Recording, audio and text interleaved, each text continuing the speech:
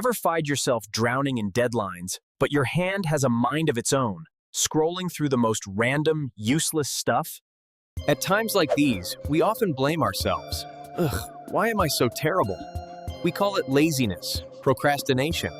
But wait, what if I told you those aren't bad habits? What if they're actually signs of a highly intelligent brain at work? Hard to believe, right? Well, today, we're gonna set the record straight for these habits. Let's begin. First up, the king of all bad habits, laziness. Widely considered the #1 enemy of success, right?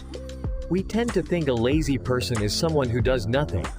But the truth is, they just don't want to do unnecessary things. A lazy person's brain is actually an optimization machine.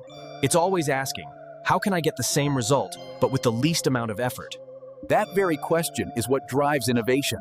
It forces the brain to think of shortcuts, clever solutions, and unexpected pathways. Just think, the wheel was probably invented by a lazy person who was tired of carrying heavy stuff. So, laziness, when applied correctly, is the intelligence of efficiency. It's about working smarter, not harder. See the power of laziness yet? Now, let's move on to an even more common crime. Introducing our next suspect, messiness, the nightmare of all mothers and the sworn enemy of order. A clean desk might be good for focus, but a fascinating study has revealed something incredible.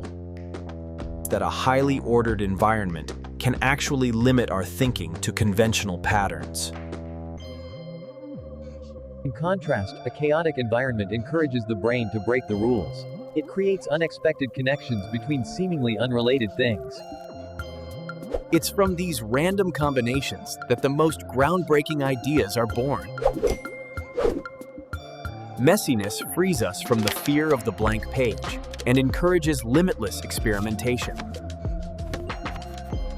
So, don't see it as a mess. See it as your own personal ecosystem of creativity. Next up is a habit that just sounds negative: complaining. Ugh, why is this machine so terrible? It might sound like useless whining, but let's look deeper at what's actually happening here. In reality, complaining is the first step of problem identification. You can't fix something if you don't know it's broken. People who complain often have a sharp, analytical mind.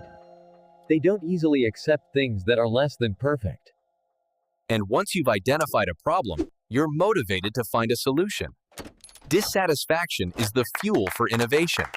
Every great invention probably started with someone complaining about how inconvenient the world was. So complain intelligently, and you'll become an innovator.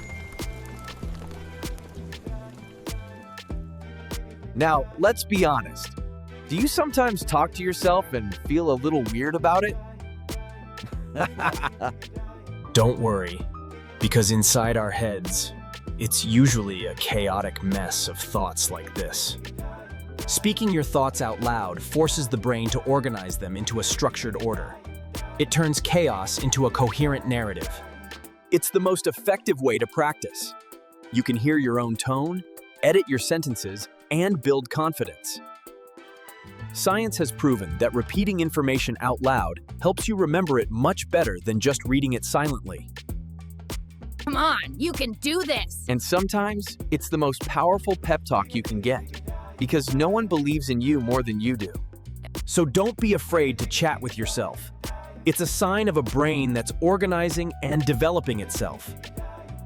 And now for the habit of the high-energy club, fidgeting. The inability to sit still.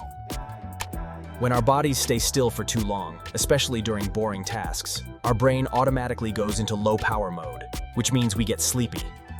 These small fidgeting movements are the body's way of hacking the system.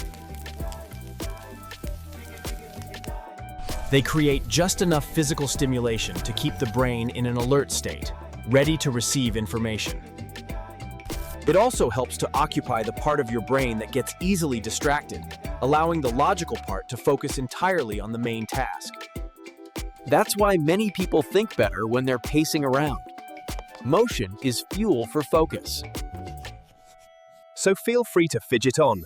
You're just recharging your genius brain. Are there any expert daydreamers here? You are doing one thing, but your mind has drifted off to a faraway place. We often think this is a waste of time. But in fact, this is when your brain is performing an incredibly important task.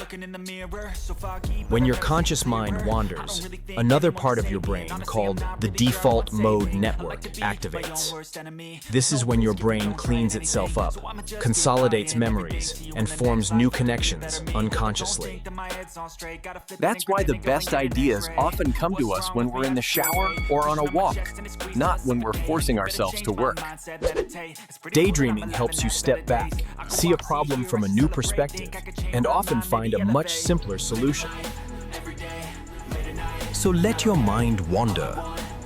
That's when it's planting the seeds for a creative harvest.